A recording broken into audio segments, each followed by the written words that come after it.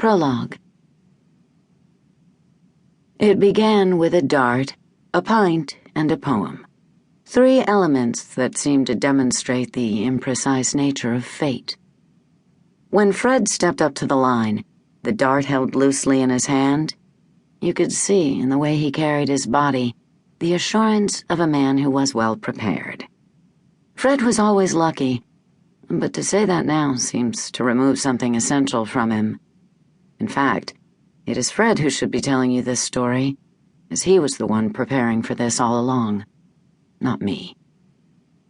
The judges in green suit jackets stood by with clipboards, and the rest of us, the other contestants, the wives, girlfriends, family, and other various hangers-on, quietly drank our free pints of Murphy's in a cavernous pub in the city of Cork, Ireland, 2002.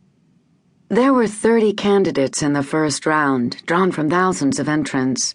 The contestants seemed all cut from the same mold, all men between the ages of 25 and 40, with that bearing look and attitude you see in bars all over America and the world.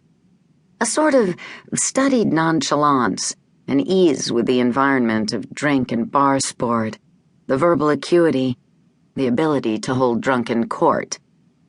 Average, unaffected attractiveness, most a bit on the portly side, roughly manicured facial hair, the kind of men who excel at giving toasts at a wedding. Fred loved to give a toast almost more than anything.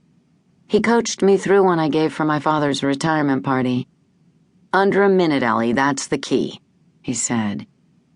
We devised a simple recipe of amusing story, then heartwarming anecdote, finished with a touch of personal sentiment, neat as a pin, laugh, cry, cheer. The Murphy's contest was a sort of dilettante's challenge, which suited my husband.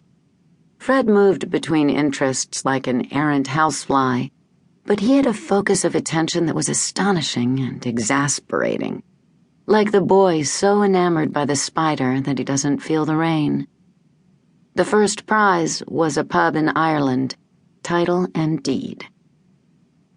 It was a common enough dream for young Americans of a certain set.